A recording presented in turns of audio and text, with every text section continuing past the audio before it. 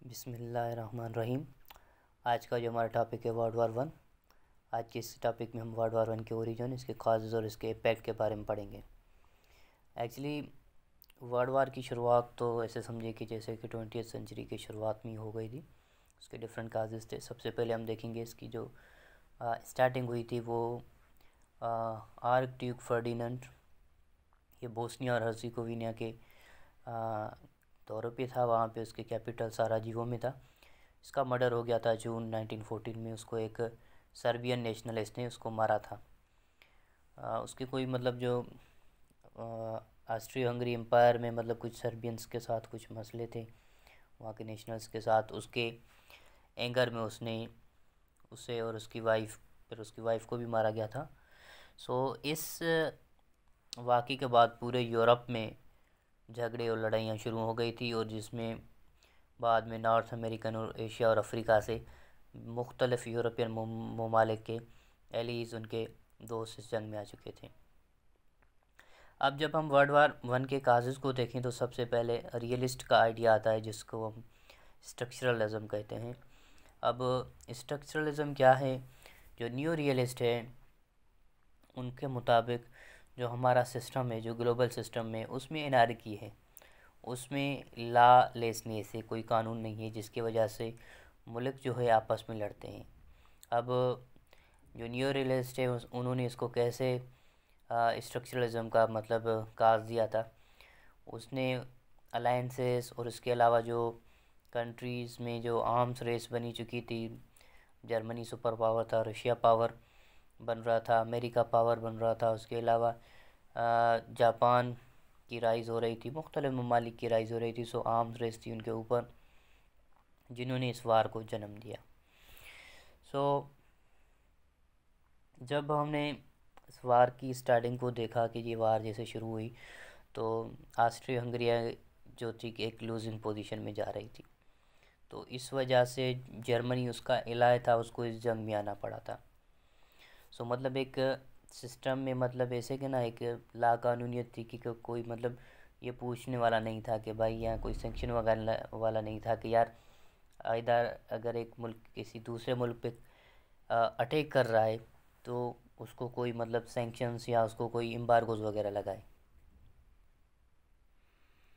सो ये जो जंग थी, इसने जर्मनी ने ऑस्ट्रिया हंगरी को सपोर्ट किया था सर्बिया के ख़िलाफ़। और उसके अगेंस्ट में जो सर्बिया थी, उसकी जो थी अलायंसेस थी, डिफेंस अलायंसेस थी फ्रांस और रशिया के अगेंस्ट में।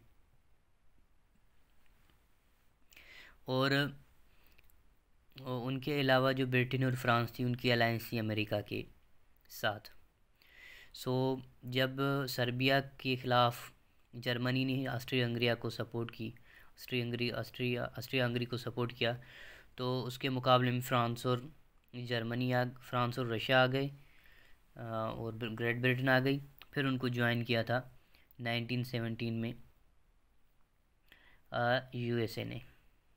सो इससे जो वार थी वर्ल्ड वार 1, वो एक ग्लोबल वार बन गई थी। अगर हम अलायंसेस को देखें, सो एक तरफ थी ट्रिपल अलायंस जिनमें ऑस्ट्रिया हंगरी, जर्मनी और ओटोमन्स थे। दूसरी तरफ थी एलाइड पावर्स में Serbia, US, Russia, great Britain, France, ये थे। और इसी अलायंस को जापान ने 1914 में ज्वाइन किया था, इटली ने 1915 में ज्वाइन किया था।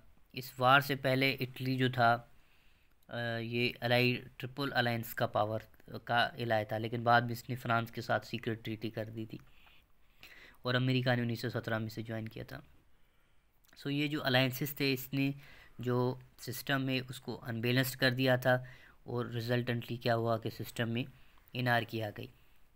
फिर जो सेकंड काज है, नेशनलिज्म का काज है। सो जितने भी कंट्रीज़ थे, चाहे जर्मनी थी, सर्बिया थी, ऑस्ट्रिया हंगरी थी, या ओटोमन्स वगैरह थे, या ब्रिटेन फ्रांस, जितने भी थे, उनमें एक था काज, एक ही मतलब पॉइंट थी, जो कि नेशनलिज्म की पॉइंट थी कि भाई हर कोई ये सोच रहा था कि मेरी कौम आगे जाए, मेरी कौम सबसे बेहतर है। जर्मन्स अपनी कौम का कह रहे थे, हंगेरियन अपनी कौम का बढ़ावा दे रहे थे, फ्रेंच, ब्रिटिश, सारे। So everyone was behind the superiority of its own nation and its people. So ये इसका सेकंड काज है। थर्ड जो इसका काज है वो इंटेंशनल चॉइस है। अब इंटेंशनल चॉइस से क्या मुराद है? इंटेंशनल चॉइस का मतलब है कि किसी एक बंदे का, किसी एक पर्सन का पर्सनल डिसीजन, उसमें मतलब आया को प्रेसिडेंट हो, प्राइम मिनिस्टर हो, या मतलब जो भी हेड ऑफ़ द स्टेट हो गवर्नमेंट का। अब जो हंगरी थी या ग्रेट ब्रिटेन थी या फ्रांस वगैरह थी, इनके वेरियस प्रॉब्लम हो चुके थे इंटरनल, जिसकी वजह से इनको जंग करनी पड़ी थी। हंगरी के ख़िलाफ़ इंटरनल बहुत सारे मूवमेंट चल रहे थे, ओटोमन्स के ख़िलाफ़ बहुत सारे इंडिपेंडेंस के मूवमेंट चल रहे थे। उसके अलावा जो ब्रिटेन थी उसके अलावा इंडिपेंडेंस के मूवमेंट चल रहे थे सब कॉन्टिनेंट में। इंडिया और पाकिस्तान की जो मूवमेंट शुरू हो गई थी, सो उनको जो अपनी लोगों का जो प्रेशर था उसको भी अवॉइड करना था। जापान से रशिया को बुरी मार पड़ी थी। सो जो ज़ार रूल था उसको मतलब एंड भी इसी तरीके से किया गया था। सो जो उनके लीडर्स थे उनको ये मतलब डिसीजन लेना पड़ा था इंटरनल पॉलिटिक्स से ध्यान हटा के इंटरनेशनल पॉलिटिक्स पे ले जाना। चौथा जो था वो अलाइंसेस का मैंने आपसे पहले ही जिक्र कर दिया है कि जो कि कंट्रीज़ की आपस में अलाइंसेस थी, सीक्रेट अलाइंसेस थी। सो एक कंट्री को पता ही नहीं था कि दूसरी कंट्री की उसके साथ अलाइंस थी। जैसे कि हंगरी को ये पता नहीं था कि सर्बिया की सीक्रेट अलाइंस है रशिया और फ्रांस के साथ। सो इस वजह से सीक्रेट अलाइंसेस की वजह से ही बहुत सारे स्कॉलर्स इस बात पे एग्री करते हैं कि ये सीक्रेट अलाइंसेस ही है जिसने वार को इतना डेडली और ख़तरनाक बना दिया था यूरोपियन की हिस्ट्री में। सो अब अगर हम इसके काजेज़ को देखें वर्ल्ड वार वन के, सो सबसे बड़ा काज ये है कि इसने 3 बड़ी एम्पायर्स को ख़त्म कर दिया था। ऑस्ट्रो हंगरियन एम्पायर की एंड हो गई थी, ओटोमन एम्पायर की एंड हो गई थी, और रशिया जो कि मतलब ज़ार के रूल में था वो एक कम्युनिस्ट कंट्री बन गया था। इसके कोलैप्स से पोलैंड, चेकोस्लोवाकिया, यूगोस्लाविया, उसके अलावा लैटविया, फिनलैंड, एस्टोनिया, लिथुआना, ये सारे स्टेट्स वगैरह ये बॉर्न हो गए थे। इसके अलावा Republic of Ireland great Britain से 1920 में आज़ाद हुआ था।